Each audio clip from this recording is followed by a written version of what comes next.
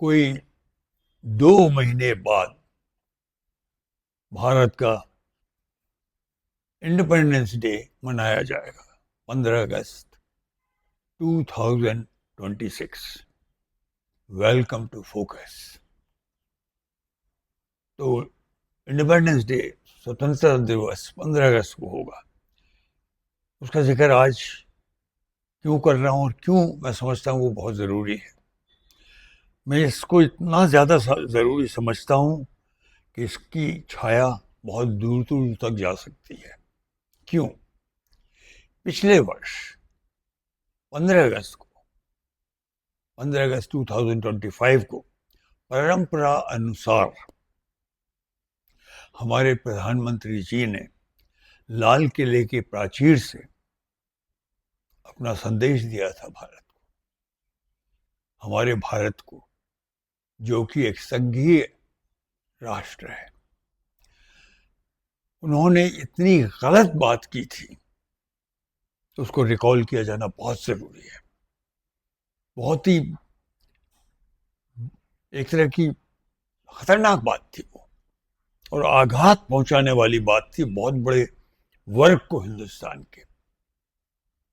के नागरिकों की, जो हमारी संघीय जो व्यवस्था है, इकाई है हमारे महान राष्ट्र की, उसमें अटूट विश्वास रखते हैं। क्या कहा था प्रधानमंत्री ने ऑलमोस्ट कंप्लीटली, पूर्ण तरह से अपना भाषण RSS, राष्ट्रीय स्वयंसेवक संघ की बढ़ाई करते हुए किया था, उसकी तारीफ करते हुए कहा था। इस शख्स को, जिसे हम प्रधानमंत्री कहते हैं, इसने हमारे कॉन्स्टिट्यूशन, संविधान की शपथ ली हुई है, इसने उसका साफ साफ उल्लंघन किया था। क्योंकि RSS का पूरा वजूद हिंदुस्तान में एक बहुत बड़ा जो वर्ग है, संघीय राष्ट्र, एक संघीय राष्ट्र बनाता है जो हमको, उसका हमेशा खंडन किया है, उसकी बुराई की है जगह जगह। माइनॉरिटी की जनरली की है, लेकिन उस समुदाय की, अल्पसंख्यक समुदाय की, आप सब जानते हैं पर मैं फिर भी कह देता हूं, मुसलमान वर्ग की RSS ने नागपुर से हमेशा बुराई की है, उसके लिए उसको खतरा बताया है। मैं इसे राष्ट्रीय अपराध मानता हूं, और मैं जो भी उनके बड़े बड़े कार्यकर्ता हैं, कार्यवाहक हैं, आज मोहन भागवत साहब हैं, मैं उन्हें दोषी पाता हूं। उन्होंने मेरे राष्ट्र को कमजोर करने की कोशिश की, और उसी का सबसे बड़ा, सबसे घृणित रूप था जब हमारे प्रधानमंत्री साहब ने उस संस्था को प्रशंसा करते हुए जो पूरा भाषण था, पूरा उसी थीम पर, पिछले साल 15 अगस्त 2025 को उस सांकेतिक जगह से, लाल किले के प्राचीर से भाषण देकर बड़ा उनका प्रशंसात्मक रुख रख के उनका सम्मान किया था। ये राष्ट्रीय अपराध था मेरी निगाह में। आज वो अवसर फिर आने वाला है। मैं नहीं जानता कि ये हमारे प्रधानमंत्री साहब हैं, वो एक पद है, लेकिन जो व्यक्ति है वो बहुत गैर जिम्मेदाराना है। उसको बिल्कुल एहसास नहीं है हमारी भावनाओं का। वो समझते हैं हिंदू खुश होंगे, उनको नहीं मालूम है बहुत बड़ी तादाद में हिंदू इससे नाराज रहे। मैं भी हिंदू ब्राह्मण हूं बोल के। मैं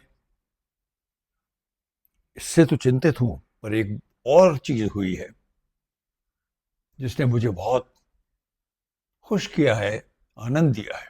वो क्या है? कर्नाटक में पिछले लगभग 3 साल से कांग्रेस का शासन है। अब वहां पर चीफ मिनिस्टर शिव कुमार हैं, और अब उनकी जो मंत्रिमंडल है उसमें बड़े कुछ काफ़ी तब्दीलियां हुई हैं। तो उनमें एक मंत्री हैं प्रियांक खरगे, यंग मिनिस्टर है, होम मिनिस्टर है।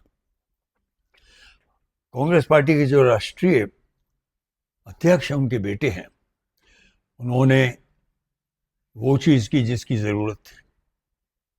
उन्होंने आरएसएस को, राष्ट्रीय स्वयं सेवक संघ को पत्र लिखा है, डिमांड की है कि आप अपना पूरा हिसाब दीजिए कि आपके पास कितना पैसा है, कहाँ लगा है, क्या क्या राशि है आपके पास, क्या क्या इदारे हैं, एसेट्स हैं आपके पास, और वो कहाँ से आए, कैसे आए, किसने भेजे।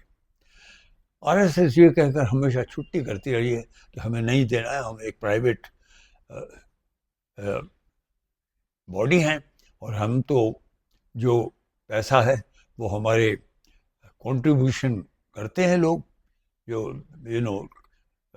एक तरह के जैसे बहुत से ऐसे इदारे होते हैं जिनमें लोगों की मदद की जाती है वगैरह वगैरह, उसमें कंट्रीब्यूट करते हैं, फंड देते हैं।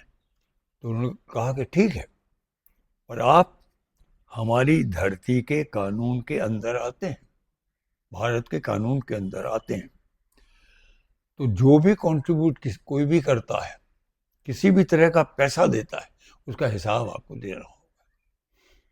तो उन्हें डिमांड किया कि आपको जल्द से जल्द जितने भी कंट्रीब्यूटर्स हैं जो वक्त वक्त पर पैसा देते रहते हैं आपको, सेवा भाव से, कैसे भी भाव से, उनकी पूरी लिस्ट देनी होगी। I think it's a very very wonderful initiative, और हमें सबको मिलकर इसकी तारीफ करनी चाहिए, बल देना चाहिए। कौन कौन है जो पीछे से छिप करके इनको पैसे देते हैं, क्योंकि मैं मानता हूं, मैं भी नागरिक हूं यहां पर, कि आरएसएस मेरे राष्ट्र के प्रति एक तरह का खतरा है। आज इसी पर ध्यान आकर्षित करना चाहता था, and I would like to sincerely thank mister Priyank Kharge, the home minister of Karnataka, for making a demand for this. Focus में पूरा फोकस इसी पे रखना चाहता था, पर फिर भी दूसरी बात भी कहनी जरूरी थी, स्वाधीनता दिवस वाली। पर इस वक्त आपका ध्यान ये जो आरएसएस के फंड्स हैं, कौन डालते हैं पैसे, उसकी जो डिमांड की गई है उसका सपोर्ट जोरों शोरों से करते हुए आज का फोकस इसी के साथ समाप्त कर